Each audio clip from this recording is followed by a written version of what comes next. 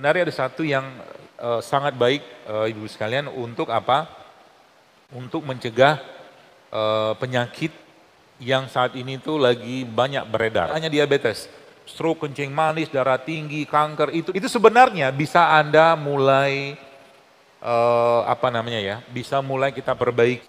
Minum itu ya buat apa? Buat jantung, buat ginjal, buat otak, buat darah, memperlambat penuaan. Kan boleh saya katakan, hampir boleh dikatakan itu obat dari semua penyakit. Hampir.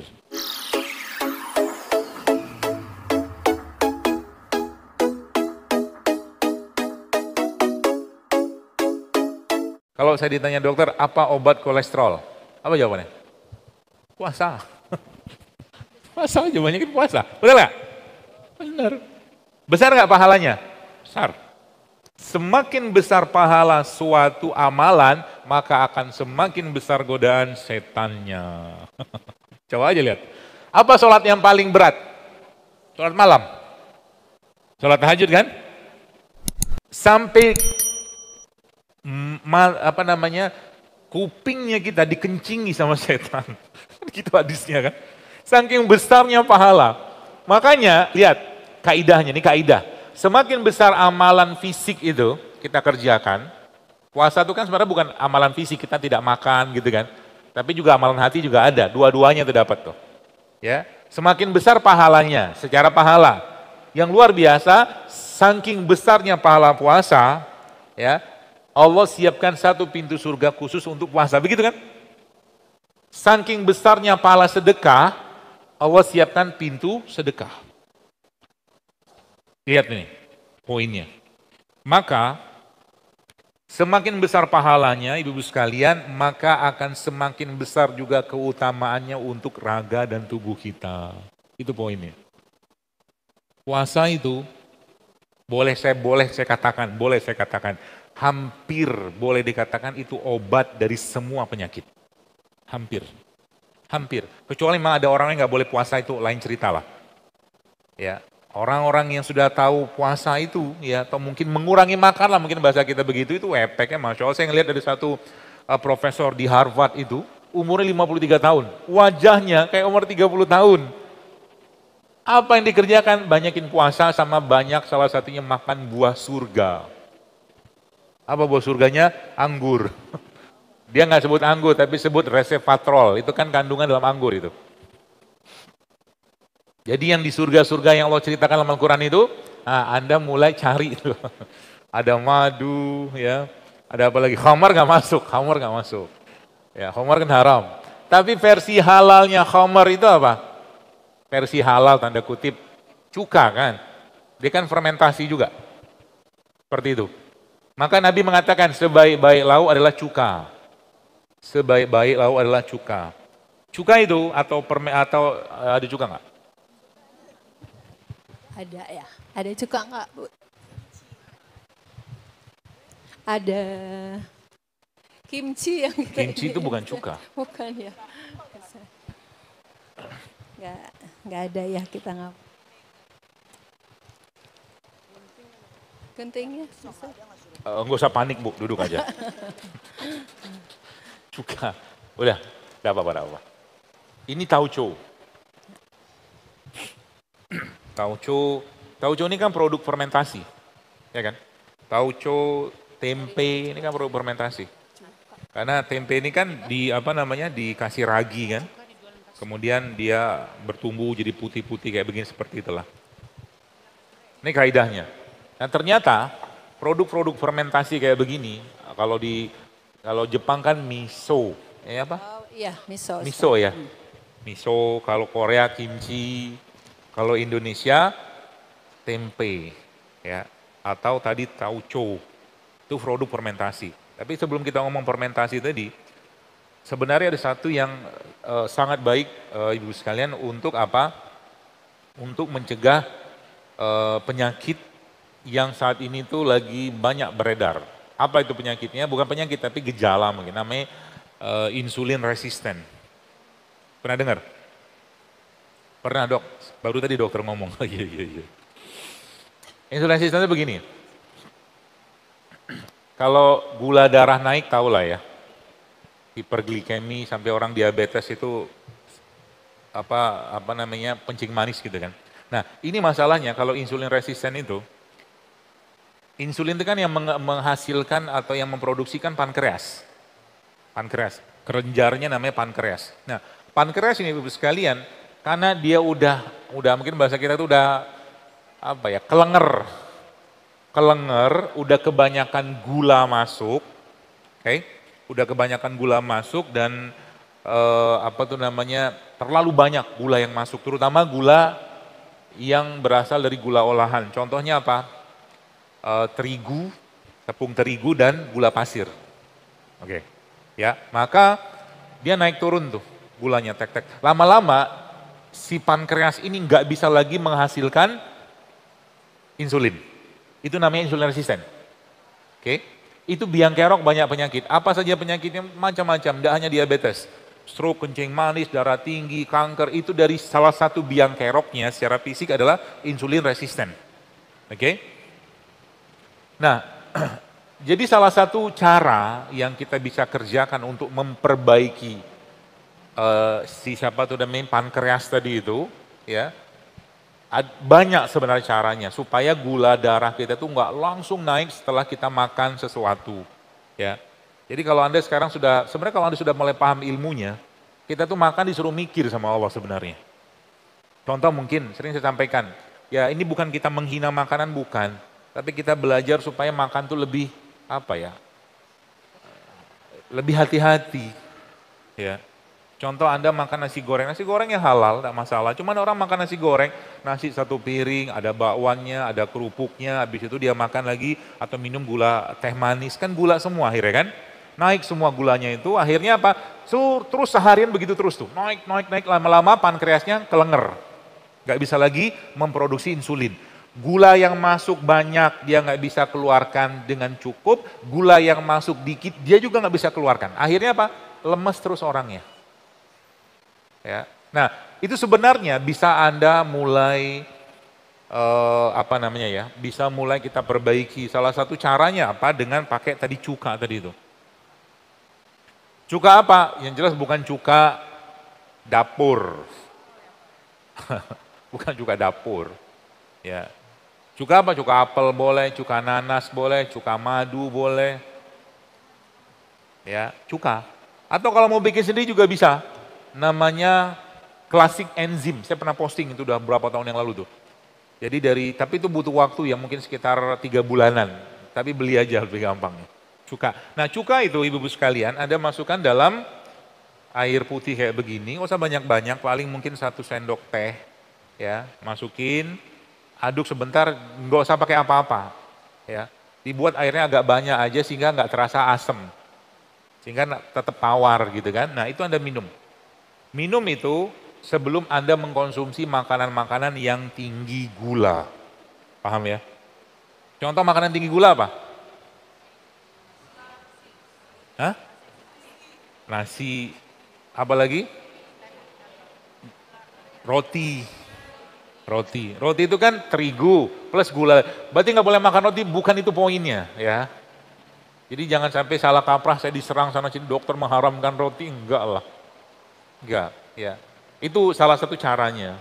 Ya kalau mau cari roti, kalau bisa roti yang berserat. Ya. Makanya saya ada bikin rotinya. Ya, roti saya itu bahkan gandum pun saya nggak pakai. Kita bikin semua dari non gluten. Kita pakainya mokaf. Kita pakai sorghum. Kemudian kita pakai lagi tepung beras sama tepung sagu aren. Jadi 4. Rasanya tetap enak. Ada udah dijual kok, tapi sih terbatas. Namanya Roska, kalau di IG Roska JSR. Roti Sehat Keluarga JSR, Roska. Itu.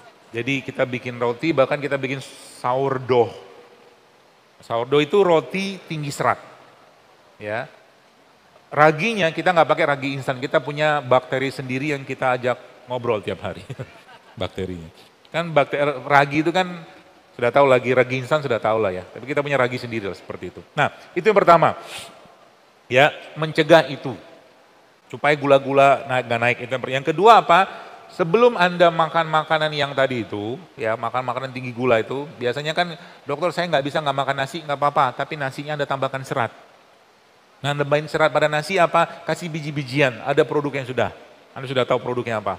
Atau kalau nggak nasi, tadi Anda tambahkan minyak, PCO, zaitun, ya supaya dia berserat dan berlemak sehat.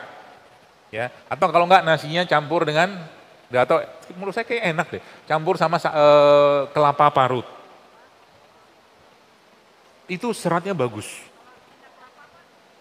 Kelapa diparut, ini kelapa. Nah ini juga bagus. Ibu-ibu, ya bapak-bapak, ya ibu sekalian yang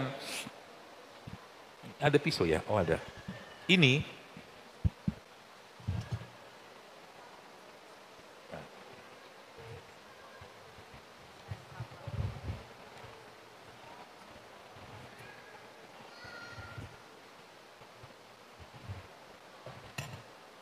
ini sudah lama saya sampaikan, ya. Anda makan, ini kelapa tua kan. Kelapa tua tuh kalau Anda lagi beli santan, kan dibuang airnya. Jangan dibuang, diminum. Ini air kelapa. Ya buat apa? Buat jantung, buat ginjal, buat otak, buat darah. Dia air isotonik yang paling baik. Isotonik. Kelapa tua. Hah? Kelapa tua, bukan yang muda. Ntar dulu.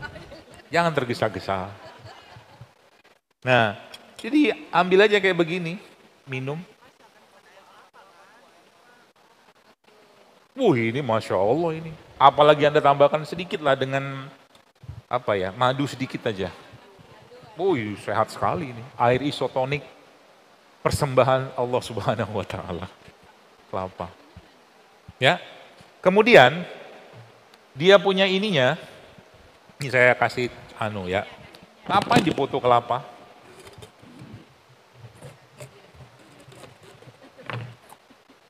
Dokter kok kayaknya penjual kelapa.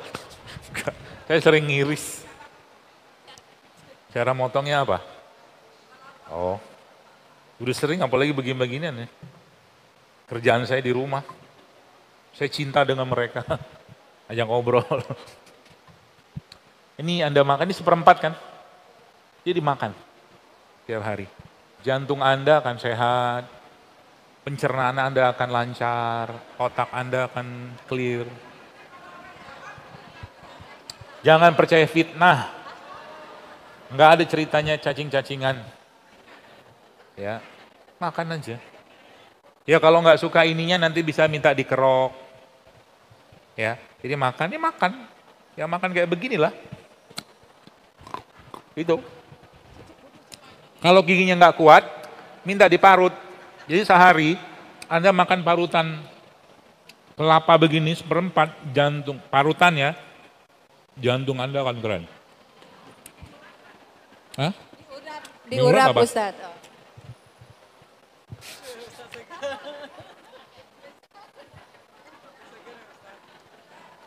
Haus, capek ngomong.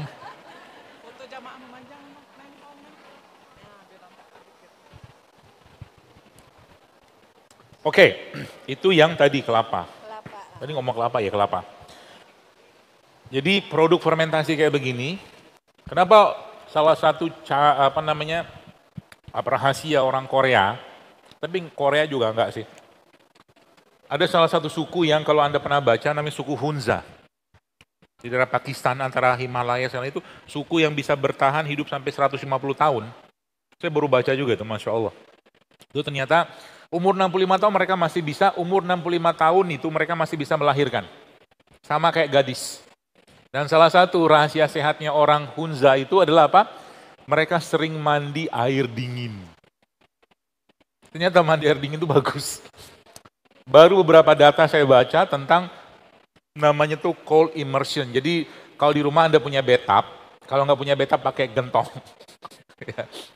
Versi mewahnya bathtub, saya juga nggak punya bathtub di rumah.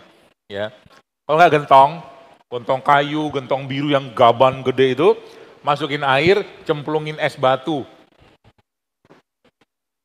berendam di situ, 20 detik. Itu bisa slowing down aging. memperlambat penuaan. 20 detik, oh jangan menit Bu. Dingin itu. 20 detik aja. Ya, itu. Nah, termasuk rahasia kalau Anda lihat, sebagian besar negeri-negeri yang punya karakter makanan atau mungkin ciri budaya makan mereka tuh pasti ada produk fermentasi. Pasti ada. Jepang kan ada ini. Korea kan ada kimchi. Kalau Jepang kan ada miso. Indonesia punya tempe. Ya, makanya udah sering lah mungkin lihat video-video saya tentang tempe gitu kan. Tempe itu sebenarnya ya kita mulai membiasakan juga makan gak diapa-apain ya. Gak diapa-apain itu maksudnya ya gini aja. Tempe begini. Saya punya anak saya yang keempat itu malah bisa makan tempe begini aja deh. Oh ini bagus. Ya, ini madu kayaknya nih.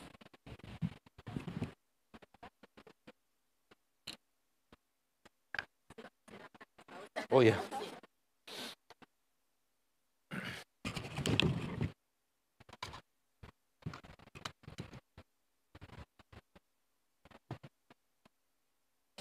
Jadi namanya cocolan tempe.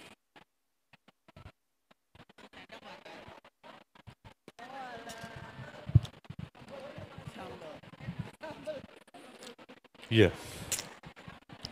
Jadi salah satu rahasia beberapa negara-negara yang punya budaya makan yang kuat ya, atau punya tradisi, biasanya pasti ada produk fermentasi. Maaf Ustadz, katanya mic-nya kurang jelas. Ya, bisa dikasih. Jadi salah satunya tuh ya kayak Indonesia kan tempe. Ya, tempe makan begini nggak apa-apa. Karena kita memang biasanya kan digoreng, di apa segala macam. Sebenarnya kalau digoreng boleh nggak? Ya boleh aja, cuman saya nggak suka minyaknya. Itu masalahnya. Yang kedua, kalau digoreng pakai tepung lagi. Ya pepes kek atau mungkin apa gitu loh. Jadi ya makan-makan begini ya tidak ada masalah. Tempenya apa?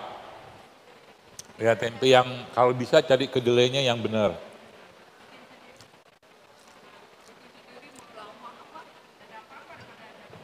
Biasanya ditulis non-GMO, non-GMO. Nah ini juga salah satu cara. Jadi makanan fermentasi kayak begini, sebelum Anda makan, ibu sekalian, Anda makan dia dulu. Makanya orang Korea mau makan apapun biasanya pakai kimchi kan. Sebenarnya kita punya acar, cuman acar nggak dimakan. Jadi sering saya bilang guyonan saya gitu kan. Sebenarnya nasi goreng tuh ada yang seratnya tinggi banget di situ. Yaitu apa? Acarnya. Ya makanya kalau makan nasi goreng, nasinya mungkin ya 1-2 sendok makan saja, sisanya acar aja. Saya kemarin makan bubur ayam. Bubur ayam versi Zaiul Akbar. Karena biasanya kalau saya pagi masuk, jadi pagi itu kalau Anda masukin karbo, gula berlebihan, pasti lemes, pasti ngantuk. Percaya deh. Maka kalau pagi-pagi saran saya jangan banyak gula masuk. Udah makan gorengan, makan nasi uduk, minum teh manis, gula semua lah. Ya. Bahkan kalau bisa, saya penganut mazhab sebenarnya yang antara tidak makan pagi atau makan pagi itu sedikit aja. Tapi kalaupun sedikit, penganut ya, karena ada juga yang mengatakan makan pagi itu penting. Ya, tapi kalau saya pribadi menganutnya yang tidak makan pagi sekalian, dan kalau makan pun dipilih yang dimakan. Ya. Jadi apa tuh? Tadi ngomong apa? Lupa. Hah? Sarapan. Saya seringnya nggak sarapan. Kalau mau sarapan lebih baik Anda makan protein. Ini kan protein nih tempe. Tempe protein, tahu protein, ya, telur protein, ya, apa lagi? Ya itulah, alpukat protein tuh. Ya, seperti itu.